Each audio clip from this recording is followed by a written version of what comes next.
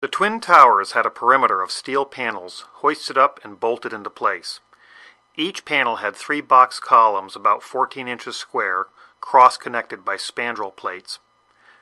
After the plane hit, the fires were burning out and cooling down. The flames on the south tower, which appear to be getting lesser and lesser, is where the smoke is getting progressively lighter and lighter, indicating that the fire officials are getting closer to putting this fire out. But then, about 7 minutes before its final destruction, almost an hour after the plane hit, molten metal was seen coming out of the northeast corner near the 80th floor. The red-yellow metal poured from the tower along with a shower of sparks, and looked like steel in a foundry. And there were many eyewitnesses that described molten steel. You'd get down below and you'd see molten steel running down the channel rails. Later, we learned of very small spheres of iron found all through the dust. That iron must have been molten, allowing surface tension to pull it into those spheres. NASA took photos indicating very high temperatures days after the event, and Firewise professors were perplexed by melting of steel beams. And so we have direct video evidence, eyewitness accounts, forensic evidence, photographic evidence, and tangible evidence all corroborating temperatures high enough to melt steel. The media told us the intense fire, more than the impact, caused the towers to collapse. It melted the structural steel. But there's a problem. Office and open-air jet fuel fires cannot melt steel. The National Institute of Standards and Technology said that the maximum air temperatures was about 1800 degrees or 1000 degrees colder than what's needed to melt steel. So what can melt steel and explain all the evidence? Independent scientists began to piece that evidence together, and they suggested some type of thermitic material must have been used as part of the tower's demolition. Thermite is a mix of iron oxide and aluminum, and thermate is a mix of thermite, barium nitrate, and sulfur. But NIST ignored much of the evidence of molten iron or steel. They provided their own theory for that yellow metal pouring from the tower. NIST understood that molten aluminum is silver, not red-yellow. So NIST developed a theory to explain the color issue, stating, the molten metal was very likely mixed with large amount of hot, partially burned solid organic materials, such as furniture, carpet, partitions, and computers, which can display an orange glow much like the logs burning in a fireplace. But there's a problem. Office materials like furniture, carpet, partitions, and computers are less dense and won't mix. They'll float on molten aluminum, like this coin on liquid mercury, and then burn off at those temperatures. And steel at those temperatures won't melt and would sink, and therefore won't mix with the molten aluminum. NIST never conducted any experiments to confirm their theory, but others did. Dr. Stephen Jones proved the NIST molten aluminum and furniture mix theory wrong. Then an independent peer-reviewed report was published which found explosive red-gray chips all through the dust and positively identified as nanothermite or superthermite. Unlike conventional thermite, this stuff is a very high-tech explosive and confirmed what the independent scientists had been saying all along. But NIST refused to test for explosives or its residue and ignored standards such as NFPA 921 guidelines. The corporate media attacked all the evidence of thermitic material found. Let's watch. If thermite melts through this steel column, the theory of a thermite-controlled demolition may have some validity. While the truthers insist that more explosive super thermite could have been used in the tower demolitions, testing conventional thermite can illuminate this physical process and answer a simple question. Can thermite of any type burn through steel beams?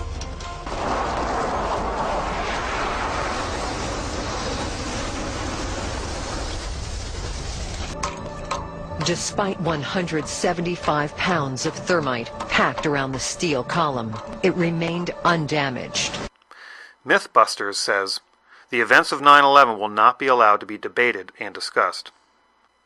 And they barely managed to melt through the roof of a car with a half a ton of thermite. And the debunking websites say, the thermite would have also needed to cut sideways. Not an easy feat for thermite.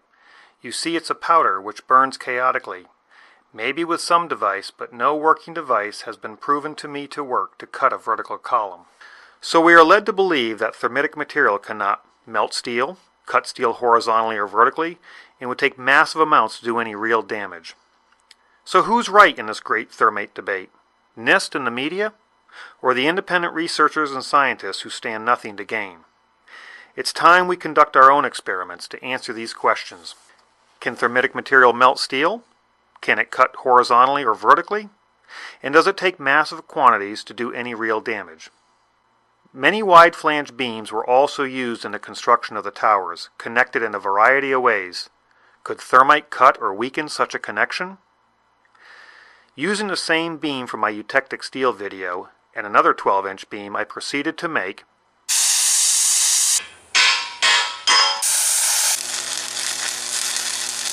a double-angle welded connection, which I set up on some 8-inch concrete slabs.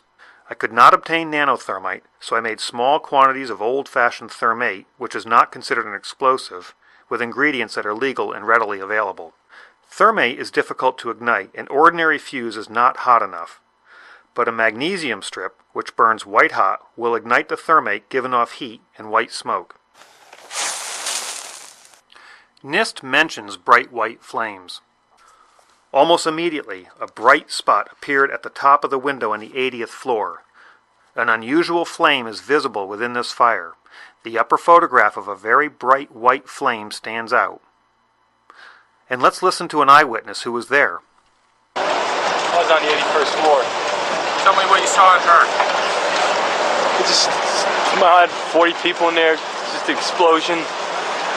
There's a light flash out my window, my whole doorway to the entrance of my office blew open. Could these white flashes be some sort of igniter for the thermitic material? In addition to giving off heat and white smoke, thermate produces lots of small spheres of iron. These iron spheres are a natural byproduct of thermate and not from any steel. Just like those iron spheres found all through the dust. I'm an engineer who designs and builds things, and I'm certainly no explosive expert. My first problem was to find a container that could hold the thermate long enough to melt the steel while not melting itself. I didn't think that steel would work as a container, so I had to improvise using some normal roof tile that I cut in half. I then had to devise a way to hold it against the connection. I used strong magnets and a spring tooth from a hay rake to press 5 pounds of thermite on each side of the double angle connection. I lit the thermate. And it did absolutely nothing to the steel connection. Maybe thermate cannot melt steel, and maybe National Geographic was right. But the steel did not melt, meaning that perhaps a container could be made out of steel after all. Using an ordinary steel box tube, I had a slot milled along one edge. Welding the bottom and using clamps on the top to hold the powdered thermate in, I bolted it to a steel beam vertically. I called this device my thermitic box cutter. With only 1.5 pounds of thermate, or less than 1/100th of what the National Geographic experts used for their experiment.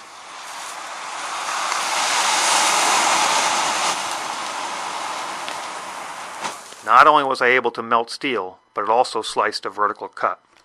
So I made a slightly larger thermitic box cutter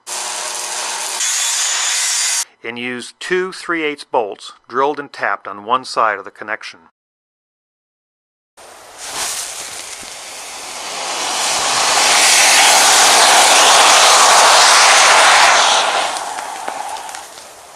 It only took a slight twist to break it completely off. I noticed as the thermate burned, it tended to lose its cutting power, perhaps because it could expand into the area where the box cutter previously burned. So I built a piston-driven box cutter using a compressed car hatch piston. I added sheets of tungsten to minimize the burnout and allow the piston to slide better. I then bolted my contraption to the flange of the column and ignited the white-hot magnesium.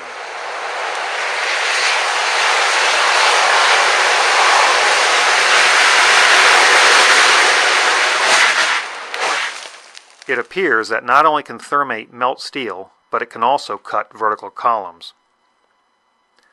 So why bother to use incendiaries like thermate and not high explosives?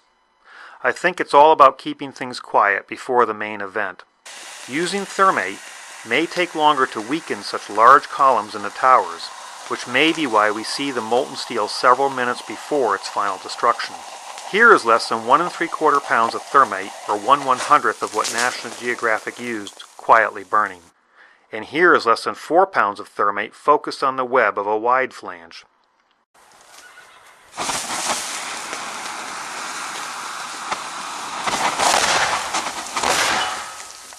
Which can also be set up on a vertical column. The web was reduced in thickness with gaping holes, thinned to almost razor sharpness, with a Swiss cheese appearance. NIST rarely mentioned explosions except to say that they didn't exist. Instead, they used the politically correct terms pressure pulses and dust puffs. Repeated pressure pulses. The sources for the pressure pulses and or dust puffs are unknown. The series of pressure pulses. Perhaps we are seeing a pressure pulse in this video. Rather than using a mechanical piston to maintain volume, I segmented my box cutter with steel plates hoping to get a more uniform burn, but got some unexpected results. Can thermite make pressure pulses and or dust puffs? I guess it can. But why waste all that thermite and energy cutting the columns? Why not attack the weakest areas instead? Can thermite cut bolts? I guess it can.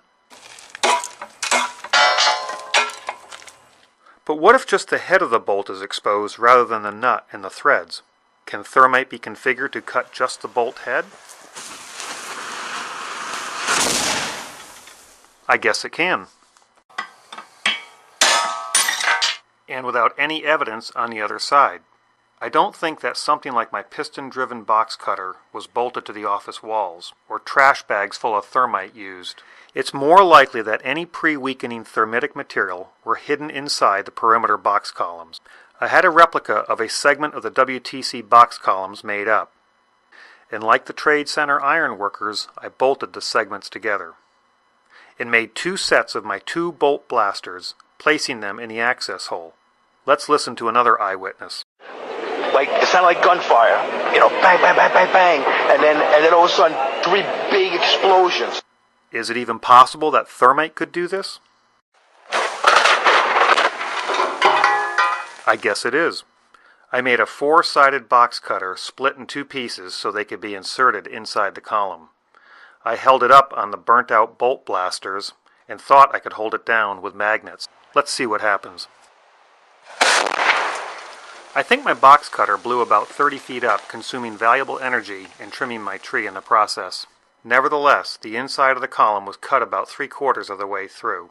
Were thermitic devices or maybe explosive nanothermite sprayed inside those box columns? I'm not sure. And I'm not sure why this handhold is so large. Or why the side of this box column looks like it's blown outward.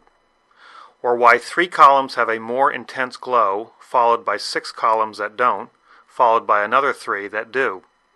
But I have an idea. But I do know that it's impossible for jet fuel or an office fire to melt steel or iron, which means the official story is wrong. Yet despite all the overwhelming evidence of explosions in molten steel, some people will still believe that this is aluminum and believe Building 7 fell naturally from an office fire. But those people will believe anything. Meanwhile, the government lies while the media hides the truth about 9/11. Can thermite of any type burn through steel beams?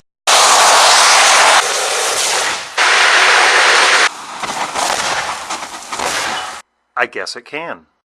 Isn't it time we use physical science rather than political science to investigate 9/11?